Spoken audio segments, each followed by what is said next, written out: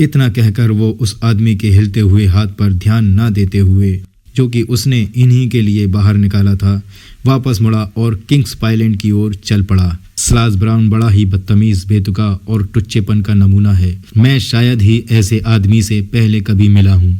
उसने पहले तो घुड़की देने की कोशिश की, पर मैंने उसकी करनी का वर्णन इतने सही ढंग से किया कि वो ये मान गया कि जैसे कि मैं उसे ये सब करते हुए देख रहा था। वाकई तुमने पैरों के उस निशान में एक ख़ास तरह के चौकोर अंगूठे वाला निशान देखा था, जो कि बिल्कुल उसके जूते के जैसा ही था। और ये भी सच है कि कोई भी साधारण कर्मचारी ऐसा काम करने का साहस नहीं करेगा। मैंने उसे बताया कि कैसे वो अपनी आदत के अनुसार पहले निचले मैदान में आया और उसने वहाँ एक अजनबी घोड़ा बंजर में घूमते हुए देखा। फिर कैसे उसके पास गया और उसके सफ़ेद माथे को देखकर इसे पहचान कर कि ये तो मशहूर घोड़ा फेवरेट है, जिस निशान की वजह से ही तो उसका नाम फेवरेट पड़ा। और फिर कैसे वो हैरान रह गया। उसे एक मौका मिला कि यही वो एक घोड़ा था जो कि उसके उस घोड़े को हरा सकता था जिस पर वो अपना पैसा लगा चुका था। फिर मैंने ये भी बताया कि पहले किस तरह उसकी प्रेरणा उसे किंग्स आइलैंड की तरफ ले चली और फिर बुराई ने उसे वो रास्ता दिखाया, किस तरह वो रेस के ख़त्म होने तक उस घोड़े को छिपा सकता था और फिर किस तरह वो इसे वापस ले आया और फिर मेपल्टन में छुपा दिया। जब मैंने उसे ये सारा माजरा बताया तो वो हताश हो गया और फिर केवल अपनी जान बचाने की ही गुहार लगाने लगा। लेकिन उसके अस्तबलों में तो खोजबीन की जा चुकी थी। उसके जैसे पुराने खिलाड़ी के पास धोखा देने के बहुत से तरीके हैं, लेकिन उसके पास घोड़ा रहने देने में क्या तुम्हें इसका डर नहीं है कि उसकी रुचि उसे नुकसान पहुंचाने की है? लेकिन उसके पास घोड़ा रहने देने में क्या तुम्हें इसका डर नहीं है कि उसकी मर्जी इसे नुकसान पहुंचाने की ही है? मेरे दोस्त, वो इसकी हिफाजत अपनी जान की तरह ही करेगा, क्योंकि वो जानता है कि इसको सही सलामत पहुंचाना ही उसके ऊपर होने वाले रहम की आखिरी उम्मीद है। कर्नल रॉस इस मामले में अधिक रहम दिखाने वाला आदमी नहीं लगता। ये मामला कर्नल रॉस पर डिपेंड नहीं है। मैं अपने तरीके से ही काम करता हूँ और जितना मुझे लगता है उतना ही कम या ज़्यादा मैं बताता हूँ। आज़ाद होकर काम करने का यही फ़ायदा है वॉटसन। मैं नहीं जानता कि तुमने इस पर ध्यान दिया है कि नहीं कि कर्नल का बिहेवियर मेरे लिए थोड़ा पॉजिटिव है और उसकी कीमत पर अब मैं थोड़ा मज़ा लेना चाहता हूँ। उसको इस घोड़े के बारे में कुछ भी नहीं कहना है। बिना तुम्हारी इजाज़त के कुछ भी नहीं बताऊँगा। जॉन स्टार्कर का कत्ल किसने किया है, इस सवाल के आगे इन बातों की कोई कीमत नहीं है और इसी में तुम अपने आप को लगाओ। और आज की रात की ट्रेन से हम दोनों लंदन जाएंगे। मैं अपने दोस्त के इन शब्दों को सुनकर बहुत चक्का रह गया। हमने अभी कुछ ही घंटे डेवोनशायर में बिताए थे और उसने अपनी छानबीन इतनी अक्लमंदी से शुरू की ही थी जो अभी पूरी तरह से मुझे समझ में भी नहीं आई थी कि वो इसे बीच में छोड़कर जा रहा था। जब तक हम ट्रेनर के घर वापस नहीं आ गए उनके मुंह से एक लफ्ज़ भी नहीं निकला। कर्नल और इंस्पेक्टर घर पर हमारा इंतज़ार कर रहे थे। मेरा दोस्त और मैं रात की ट्रेन से शहर वापस जा रहे हैं। हम आपके खूबसूरत डार्टमोर की शानदार हवा का मज़ा ले चुके हैं। इंस्पेक्टर ने अपनी आंखें चौड़ी की और कर्नल से कहा, तो आप उस बेचारे स्टार्कर के कातिल को गिरफ्तार न कर पाने के कारण बहुत निराश हैं?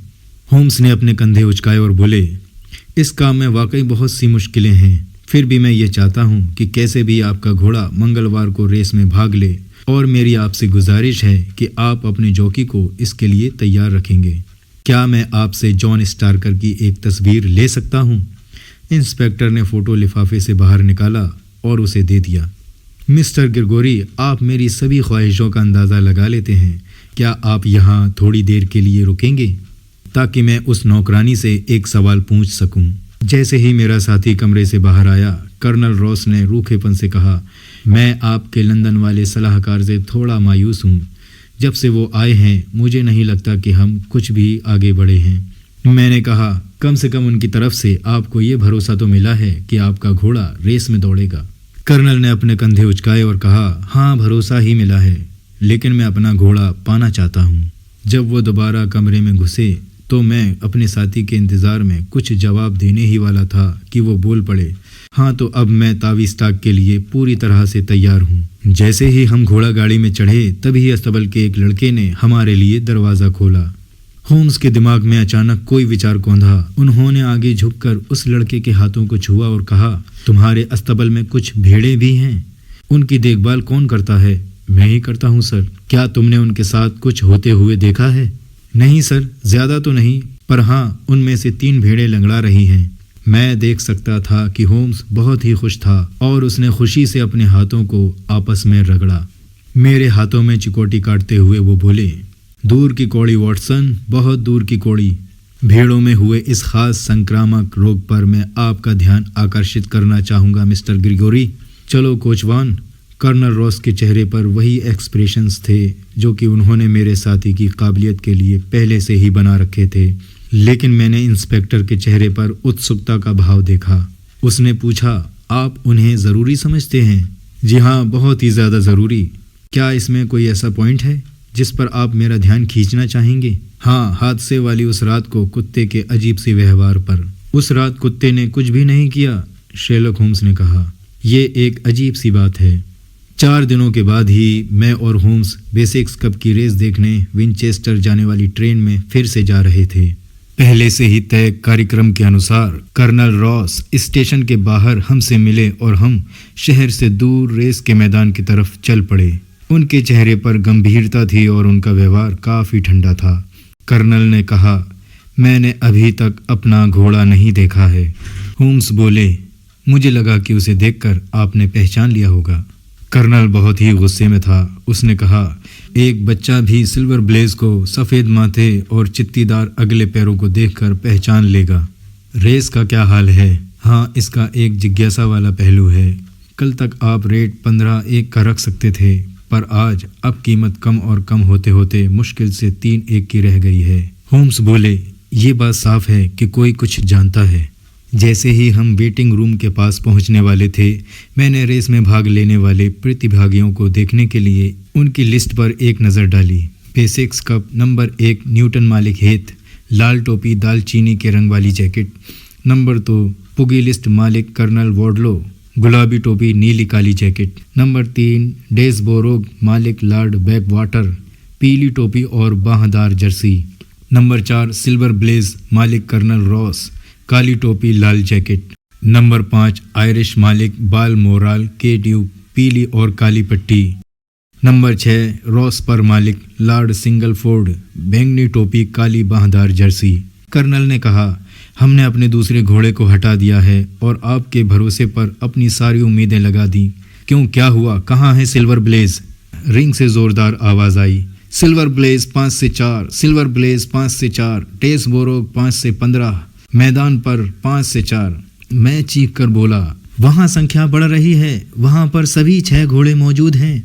कर्नल और ज़्यादा उत्तेजना से चीख पड़ा, क्या वहाँ सभी 6 घोड़े मौजूद हैं? इसका मतलब मेरा घोड़ा रेस में दौड़ रहा है, पर मुझे वो दिखाई नहीं पड़ रहा है। मेरा वाला रंग अभी सामने से नहीं गुजरा है, केवल 5 ही घोड़े गुजरे हैं, तब यही वाला होना चाहिए। जैसे ही मैं बोला, केवल 5 ही घोड़े गुजरे हैं, तब यही वाला होना चाहिए। जैसे ही मैं बोला, एक तगड़ा गहरे भूरे रंग का घोड़ा वेट तोलने वाली मशीन के सामने से गुजरा और उसकी पीठ पर कर्नल वाली जानी बूझी काली टोपी और लाल जैकेट भी मौजूद थी।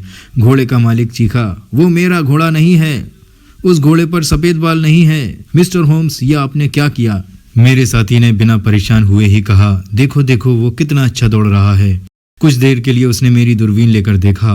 वो आदतन चीखा, वाह क्या शानदार शुरुआत है, वाह क्या शानदार शुरुआत है। वो सब वहाँ हैं और अब मोड़ पर घूम रहे हैं। जब वो सीध में आते थे तब हमारी जगह से उनका दृश्य बहुत ही अच्छा दिखाई देता था। वो 6 घोड़े आपस में इतने पास पास थे कि एक कालीन से उनको ढका जा सकता था, लेकिन आधी ही दूरी पर मेपल्टन अस्तबल का पीला वाला उनमें से आगे दिखा।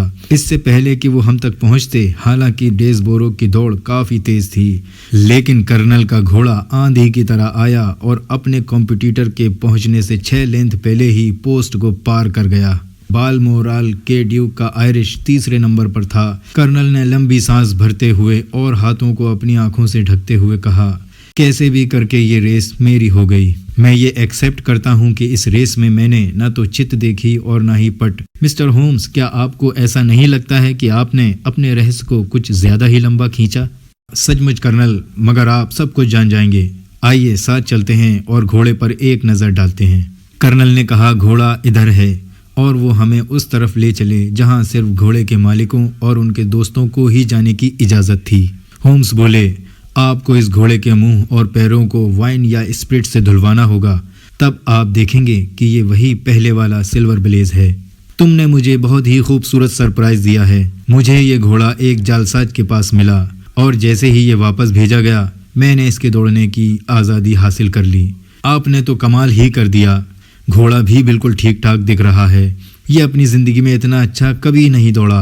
आपकी योग्यता पर शक करने के लिए मैं आपसे 1000 बार माफ़ी मांगता हूँ मिस्टर होम्स। आपने मेरा घोड़ा मुझे वापस देकर बहुत बड़ा एहसान किया है। आपकी मुझ पर एक और मेहरबानी होगी अगर आप जॉन स्टार्कर के हत्यारे को भी पकड़ लें। होम्स ने धीमे से कहा, मैं ये भी कर चुका हूँ। कर्नल और मैं उन्हें हैरानी से देखने लगे। आपने उसे पकड़ लिया? तो अब वो है कहाँ? वो यहीं पर है। यहाँ कहाँ? इस वक्त वो मेरे साथ ही है। कर्नल गुस्से में भर गया और बोला, मिस्टर होम्स, मैं ये मानता हूँ कि आपका मुझ पर एहसान है, लेकिन आपने अभी जो कहा वो मेरे लिए एक बुरा मजाक या मेरी बेइज्जती है। शेरलॉक होम्स हंस पड़ा। मैं आपको इसके लिए निश्चिंत कर देता हूँ कि मैंने आपको इस अपराध में शामिल नहीं किया है। असली हत्यारा तो आपके पीछे खड़ा है। इसके साथ ही वो पीछे हटा और उसने अपना हाथ घोड़े की चमकदार गर्दन पर रखा। घोड़ा? मैं और कर्नल दोनों ही चीखते हुए बोले, जी हाँ, यही घोड़ा। और अगर मैं कहूँ कि ये इसने अपनी आत्मरक्षा के लिए किया है तो ये इसके अपराध को कम कर सकता है। और साथ ही जॉन स्टार्कर आपके भरोसे के तो बिल्कुल ही लायक नहीं था। देखिए, अगली रेस की घंटी बज गई है। मैं अगली रेस में थोड़ी सी रकम जीतना चाहता हूँ। सही वक्त मिलते ही मैं इसके बारे में डिटेल से बताऊँगा। उस शाम लंदन के लिए वापस अपने कोच में जब हम जा रहे थे तब मुझे लगता था कि ये सफ़र कर्नल रॉस के साथ साथ मेरे लिए भी काफ़ी छोटा था, क्योंकि मेरे साथी ने सोमवार की रात को डार्टमूर के अस्तबल में घटी उस घटना को कुछ इसी ढंग से हमें बताया था। होम्स ने कहा, मैं ये मानता हूँ कि अखबारों की खबरों के आधार पर मैंने जो भी धारणाएं बनाई थीं वो पूरी तरह से गलत साबित हुईं, और फिर वहाँ इसके संकेत भी थे कि इसमें कौन सी वो तमाम जानकारियाँ नहीं थीं जिन्होंने सच्चाई को भी छुपाया था।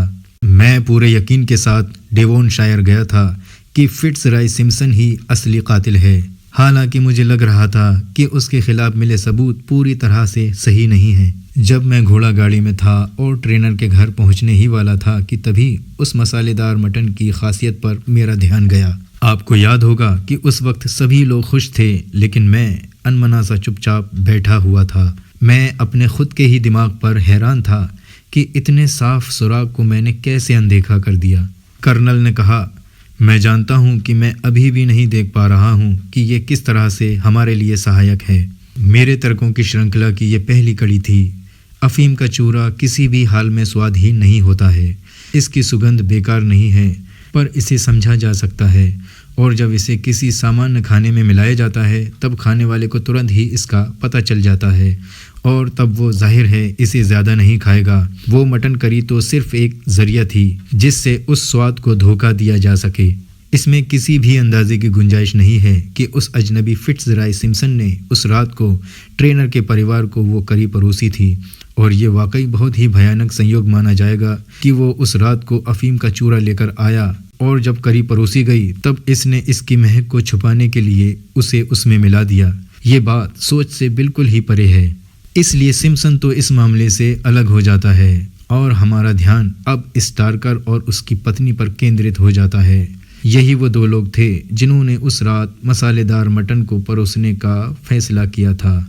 जब खाना अस्तबल वाले लड़के के लिए अलग निकाल कर रख दिया गया था तभी इसमें अफीम मिलाई गई थी, क्योंकि दूसरों ने जब वही खाना खाया तब उन पर इसका कोई बुरा असर नहीं पड़ा।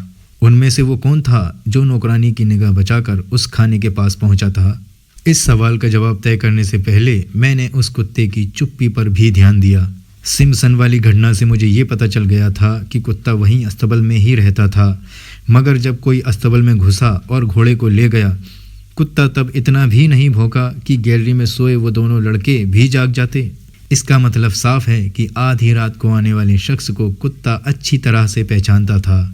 मैं पूरी तरह से निश्चिंत था कि जॉन स्टार्कर ही उस रात को अंधेरे में अस्तबल में गया था और उसी ने सिल्वर ब्लेज को बाहर निकाला था। पर किस लिए? ये बिल्कुल साफ है कि बेईमानी के लिए, और उसने अपने ही अस्तबल के लड़के को नशीला पदार्थ क्यों खिलाया था। इस क्यों को जानने में मैं अभी भी नाकामयाब था। इससे पहले इस तरह के बहुत से मामले सामने आए हैं जिसमें अपने ही घोड़ों को दलालों के हाथों सौंप और उन्हें धोखेबाजी से जीतने से रोककर काफ़ी पैसा बनाया है। ये काम कभी कभी जौकी को मिलाकर और कभी कभी बड़ी ही होशियारी और चालाकी से किया जाता है। यहाँ इनमें से कौन सा तरीका अपनाया गया था? मुझे उम्मीद थी कि उसकी जेब से निकले सामानों से ही मुझे मदद मिल सकती थी, और इसमें हुआ भी ऐसा ही। आपको याद होगा कि मरने वाले के हाथ में एक ख़ास तरह का चाकू था जिसका कोई भी समझदार आदमी बतौर हथियार इस्तेमाल नहीं करेगा। डॉक्टर वॉटसन ने हमें बताया था कि इस तरह के चाकू का इस्तेमाल बड़े ही ख़ास तरह के ऑपरेशन में चीर फाड़ के लिए किया जाता है, और इसका इस्तेमाल उस रात को एक ख़ास तरह के ऑपरेशन के लिए ही किया जाने वाला था। कर्नल रॉस, आपको रेस के मामलों में हुए अपने ढेरों एक्सपीरियंस से ये पता ही होगा कि घोड़े के पुट्ठे पर उसकी एक नस में एक छोटा सा चीरा लगाना मुमकिन है, और इसे चमड़ी के भीतर लगाया जा सकता है ताकि किसी तरह का निशान ना दिखाई पड़े। इस तरह से तैयार किया गया घोड़ा थोड़ा सा लंगड़ाने लगेगा और इसे अपनी प्रैक्टिस के दौरान खिंचाव महसूस होगा या गठिया से पीड़ित हो जाएगा, और इसमें कोई बेईमानी भी नहीं दिखेगी। कर्नल चीखा, बदमाश, दुष्ट। हमें इस बात की जानकारी हो चुकी है कि जॉन स्टार्कर क्यों उस घोड़े को उस बंजर टीले पर ले जाना चाहता था। ऐसे तेज तर्रार घोड़े को जब चाकू का चीरा लगाया जाएगा तब वो गहरी से गहरी नींद में सोने वालों को भी जगा देगा। इसीलिए ऐसे काम के लिए खुले मैदान का होना बहुत ही ज़रूरी है। कर्नल ने कहा, मैं अंधा हो गया था, और हाँ, इसलिए उसने मोमबत्ती भी जलाई थी। बेशक, पर उसके सामानों की जांच करते वक्त मैं इतना भाग्यशाली था कि मुझे न केवल उसके अपराध का ही तरीका पता चला बल्कि उसके उद्देश्यों का भी पता चल गया था। एक दुनियादार आदमी होने के नाते कर्नल, आप जानते ही हैं कि कोई भी आदमी किसी दूसरे की बिल या पर्चियां अपनी जेब में लेकर नहीं घूमेगा। हम में से ज़्यादातर लोग अपने खुद के ही बिल चुकता करने के लिए रख लेते हैं। मुझे ये तुरंत ही पता चल गया था कि स्टार्कर दोहरी ज़िंदगी जी रहा था और उसने कहीं और भी अपना दूसरा घर बसा रखा था। बिल देखकर लगता था कि इस मामले में एक औरत भी है और जिसका स्वभाव बड़ा ही खर्चीला है। ये बात और है कि आप अपने नौकरों का बहुत ज़्यादा ख्याल रखते हैं, फिर भी इसकी उम्मीद कम ही है कि वो अपनी औरतों के लिए 20 गिन्नी की महंगी ड्रेस खरीद सकेंगे। मैंने मिसेस स्टार्कर से ये जानते हुए कि उनको पता नहीं है, फिर भी उनसे उनकी ड्रेस के बारे में पूछा था। इस बार तो मैं संतुष्ट हो चुका था कि ये ड्रेस उन तक नहीं पहुंची थी। तब मैंने औरतों के कपड़े सिलने वाले का पता वहां से लिया और ये महसूस किया कि डर्बीशायर में उसे स्टार्कर का फ़ोटोग्राफ दिखाकर मैं आसानी से जानकारी प्राप्त कर लूँगा। और इसके बाद तो सारा कुछ साफ था। स्टार्कर घोड़े को उस गड्ढे में ले गया था जहां रोशनी नहीं थी। भागते वक्त सिम्पसन का मफलर गिर गया था जिसे स्टार्कर ने घोड़े के पैरों से सुरक्षा के इस्तेमाल के इरादे से उठा लिया था। उस गड्ढे में जब वो घोड़े के पीछे आया और रोशनी जलाई तब घोड़ा उस अचानक सी पैदा हुई रोशनी से डर गया और जानवर की अजीब सी फितरत कि उसके साथ कुछ बुरा होने वाला है वो बिदक गया और उसने अपने स्टील के खुरों से स्टार्कर के माथे पर जोरदार हमला किया। उधर स्टार्कर बारिश होने के बावजूद इस सावधानी से करने वाले काम के लिए अपना ओवरकोट पहले ही उतार चुका था, इसलिए वो गिर पड़ा और उसका चाकू उसकी ही जांघ में धंस गया। मैं अब सब कुछ साफ कर चुका हूँ। कर्नल जोर से चिल्लाया, कमाल है, कमाल हो गया, लगता है कि आप वहीं थे। मेरा अंतिम निशाना मैं मानता हूँ कि काफ़ी लंबा था। मुझे इस बात ने सोचने पर मजबूर कर दिया था कि स्टार्कर जैसा आम आदमी बिना किसी प्रैक्टिस के ही क्या नस काटने वाले इस खास तरह के चाकू का इस्तेमाल कर लेगा। मुझे इस बात ने सोचने पर मजबूर कर दिया था कि स्टार्कर जैसा आम आदमी बिना किसी प्रैक्टिस के ही क्या नस काटने वाले इस खास तरह के चाकू का इस्तेमाल कर लेगा।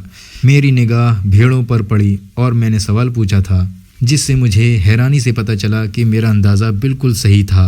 जब मैं लंदन वापस लौटा तो मैंने उस ड्रेस बनाने वाले से स्टार्कर के बारे में पूछा तो उसने बताया कि डर्बीशायर में स्टार्कर उसका एक स्पेशल ग्राहक है जिसकी एक खूबसूरत और बहुत ही महंगे शौक रखने वाली बीवी भी है। मुझे इसमें कोई शक नहीं है कि उस औरत ने स्टार्कर को सिर से पांव तक कर्ज में डुबो दिया होगा और जिसकी वजह से उसे इस गलत रास्ते को अपनाना पड़ा होगा।